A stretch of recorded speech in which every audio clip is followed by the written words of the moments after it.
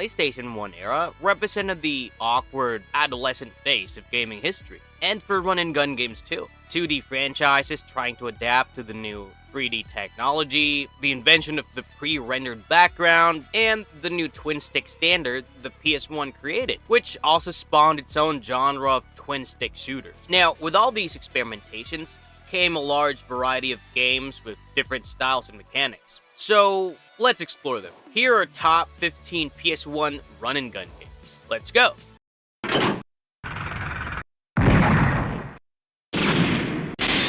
Metal Slug! Metal Slug, 1997. We gotta start off this list with the king. Even though the PS1 port isn't arcade perfect due to the console's limited RAM, Metal Slug remains the absolute king of run and gun side-scrolling shooters. And I will not hear any argument about it. You can't change my mind. What makes Metal Slug extra special to me is the humor. Enemies don't act robotically as they do in other games. They have animations where they hang out and talk to each other, they look down, reach into their pack, and pull out a grenade to lob at you. And they scream in exaggerated terror when you approach in a tank. The Combat School mode, which is exclusive to the console release, gave me hours of replayability, challenging me to speedrun levels or clean them with just a pistol. With everything Metal Slug brings, the iconic audio and sound design, the iconic art and animation, and the iconic gameplay and vehicles, everything about this game is so iconic.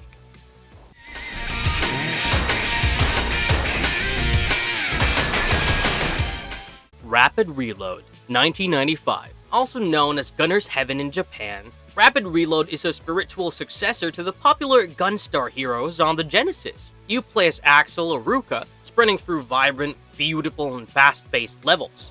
So yeah, you play as Axel or Ruka, treasure hunters in a race against the terrorist organization, the Pumpkinheads, to reach a powerful artifact. There's a grappling hook mechanic here as well, and we all know how good grappling hook mechanics are in games, right? You can also switch between 4 weapons: a machine pistol, flamethrower, homing laser, and multi-directional cannons, adding a tactical layer. On top of that, there's a point system where you collect points from enemies, which grant damage multipliers, along with power-ups that will turn your guns into screen-clearing weapons of destruction. The game has breakneck pacing, with you literally sprinting through levels and facing bosses every few minutes. So there's barely any downtime playing this. This game is literally action-packed.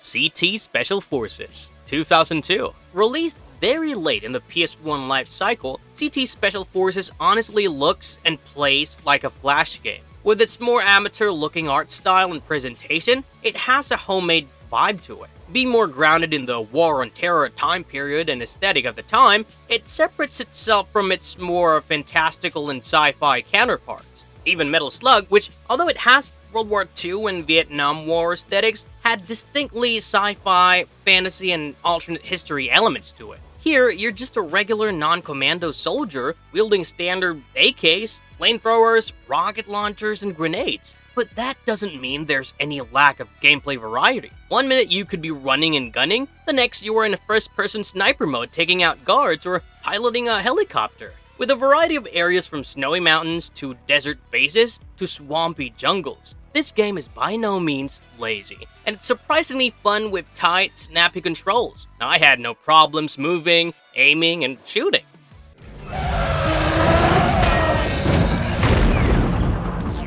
Wild 9, 1998. This game isn't really a run and gun in the traditional sense, as it's a 2.5D platformer shooter that revolves entirely around one mechanic, the rig. It's basically an energy lasso that lets you grab enemies and, well, torture them. That sounds dark. Yeah, but with the cartoony character designs and slapstick humor, also considering the fact that they're basically space Nazi slavers, it's not that bad. You can slam enemies into the floor, throw them into fan blades, or use them as shields. The entire game is basically built around physically manipulating enemies. You use their bodies to reach buttons or act as platforms. Oh, and the game unapologetically dives deep into that specific 90s cartoon attitude with grimy sci-fi environments, techno music, and a protagonist named Wex Major, with key art and character designs that are straight out of that art culture. Well, I mean, what else would you expect from the mind of Dave Perry, the creator of Earthworm Jim, right?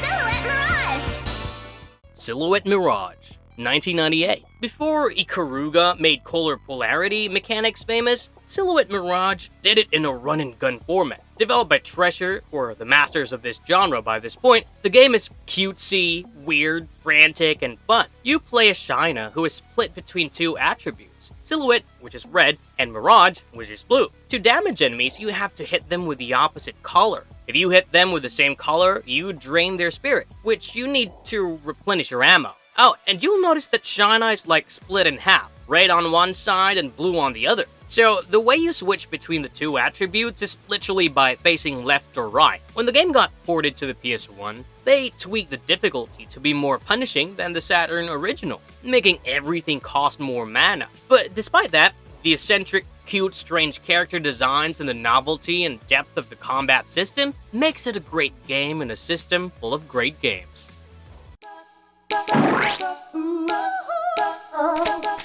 Earthworm Jim 2, 1996. If you had a game that distilled the essence of a Saturday morning cartoon, you'd get the Earthworm Jim games. It's honestly less of a cohesive game and more of a fever dream collection of gameplay concepts held together by run-and-gun segments. One moment you're shooting pigs in a standard side-scrolling level, then you're flying a pocket rocket through a Vectrex-style 3D tunnel, and then you're a blind cave salamander swimming through intestines. It's a wild, electric mix with a run-and-gun core, so it's going on the list. I'd say the PS1 version is the definitive version of the game because of the CD quality audio and the OST.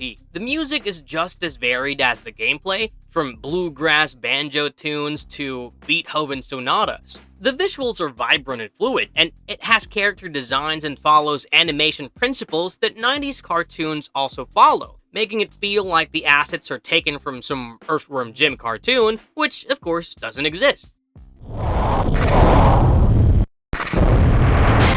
In the Hunt, 1996. Technically, this is a swim and gun, but it's the spiritual father of Metal Slug, as the team that made this game would go on to form NASCAR and create Metal Slug. You pilot a submarine, the Grand Via, tasked with destroying the dark anarchy society. If you look at the sprites, with the way the mechanical bosses explode, the detailed rivets on the machinery, and the water effects, you can see the principles and elements that would go on to be the foundation of Metal Slug. Unlike most other shooters where you just dodge, aim, and shoot, here you have to focus mainly on vertical depth movement. You can float to the surface to shoot down aircraft or dive deep to bomb underwater cities. The pacing is slower and more tactical than the typical run and gun, which honestly gives you the time to appreciate the artwork and pyrotechnics. The game does push the PS1, as all the visual effects of torpedoes creating bubble trails and many enemies and projectiles fill the screen.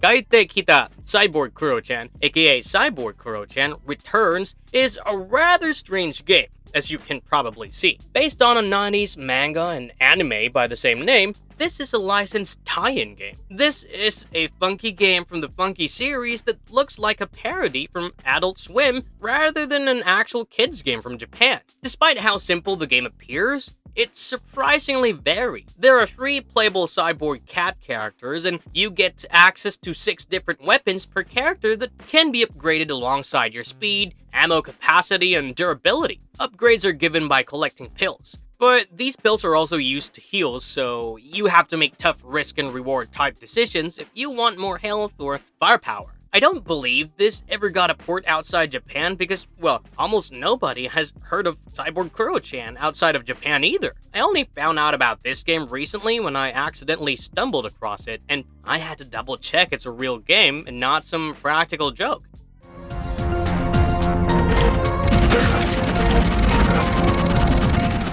Loaded, 1995. Loaded is perhaps the epitome of gross, grotesque, edgy mid-90s teen culture. It's a game that feels like a run-and-gun version of Gauntlet. You pick from a roster of demented anti-heroes such as a diaper-wearing psycho killer, a skeleton pirate with buff arms, or just a buff guy wearing a bright purple dress. You run and gun your way through the grungy rooms and corridors of a prison planet as you try to get your revenge on the warden of the planet, and along the way, stop his universe-ending device and save the galaxy. Now, the best part of this game I gotta say, is the OST, which features tracks from industrial rock bands such as Pop Elite itself. Another thing that surprised me is the VFX and lighting, as firing guns or explosives in the dark corridors actually lights up the rooms and characters. Even though the effects are relatively simple and there are no shadows, I didn't expect the PS1 to be able to handle all of this simultaneously while maintaining a smooth FPS.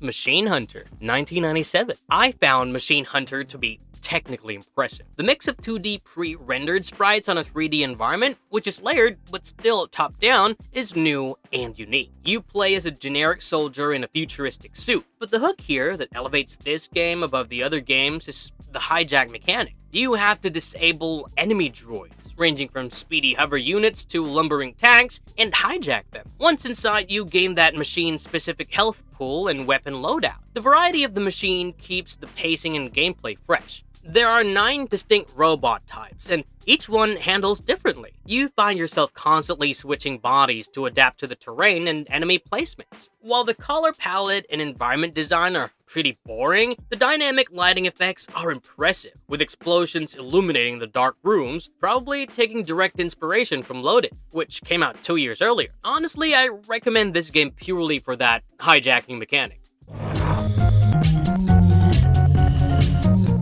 Assault Retribution, 1998. This game cared about one thing and one thing only: gameplay. The characters, environment, enemies, and story are all the standard sci-fi stuff, and it's clear that all the dev time and attention went into creating the most satisfying 3D run-and-gun gameplay the devs at Candlelight Studios could make. To me, it feels like a full 3D Contra, especially with a player's gun projectiles and how you move and jump around. The camera work is also mind-blowing here, as the camera will swoop around and change orientation, which completely changes the gameplay. For example, you are running side to side, then the camera swings behind you for a third-person view, or tilts to a top-down view. This one simple trick kept the gameplay fresh, and it gave a sort of cinematic quality to the game. The game is as punishingly tough as Contra, as waves of enemies rush towards you, and the aiming can get finicky, even with the lock on. It's a flawed experiment, but it successfully turned Run N Gun into a full 3D experience. 1. 1997. This game is considered one of the most underrated gems of the PS1. You play as John Kane, a man with a gun arm, waking up with amnesia, and you're being hunted by everyone. The game is also described as a rushing platformer. You're constantly moving forward, jumping between skyscrapers, sliding down glass buildings, and blasting helicopters all at the same time. This game also has a very dynamic and cinematic camera. You'll jump off a ledge and the camera will dive with you, giving a Michael Bay type of cinematic spectacle experience. To keep up the tempo, there's a mechanic called Rage. The more you kill, the faster you run, and the more damage your gun arm does. If you stop killing, you cool down and get weaker. It forces you into this flow state of constant push-forward gameplay, the likes of which I haven't seen since, like, Doom 2016.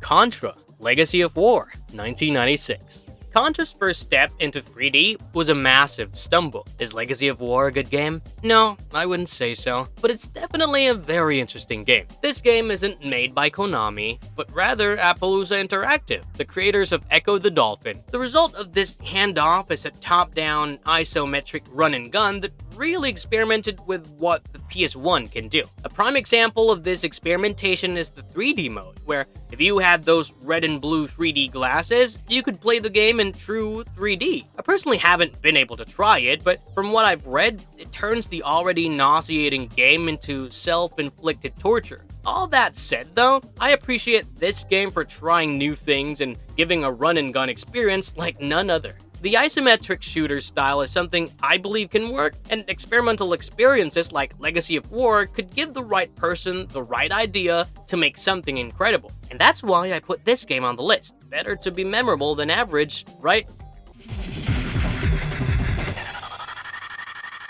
Apocalypse, 1998. Before Neversoft made history with Tony Hawk's Pro Skater, they made a game where Bruce Willis straps a machine gun to his arm and saves the world. This game is incredibly strange, But to me, the strangest part of it was the controls. Because, you see, the analog sticks controlled looking and moving, but also the D-pad and face buttons controlled movement and aiming as well. Thinking back on it now though, as I'm writing this, I'm sure that may be because the game would also support the original PS1 controller, which didn't have any analog sticks. Anyway, yeah, that's actually Bruce Willis. They must have had a huge production budget because he's voiced the story dialogue and the quips during gameplay. The levels are varied, including a standout section in a graveyard and a futuristic prison. The particle effects were advanced too, with no noticeable stutter or slowed down despite the effects filling the screen. And, it's probably the best blockbuster Hollywood action hero game on the system.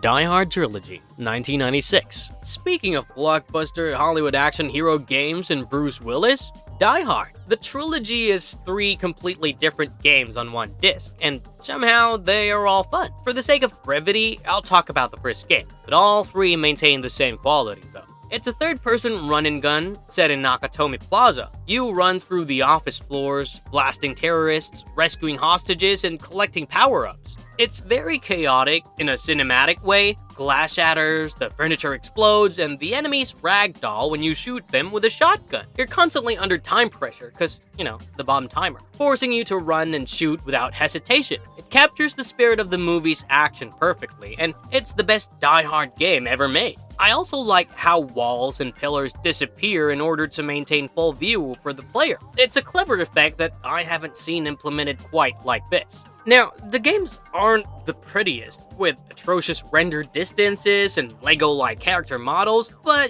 it's the coolest cinematic action game till we get Max Payne 5 years later. Marvelous verdict. The PS1 era was a wild frontier for the run-and-gun genre. We have everything from classic 2D side-scrollers to strange experimental isometric 3D to full 3D action with dynamic cinematic camera action. I mean, this list isn't just here for the nostalgic trip. I believe there's still a lot we can learn from these games and how they approach the same genre from so many angles. Whether you prefer sprites or polygons, there's something we can all take away from the games on this list. That's the end of our video. If you liked our content, don't forget to leave a like and subscribe to our channel, and I will see you on the next Marvelous video.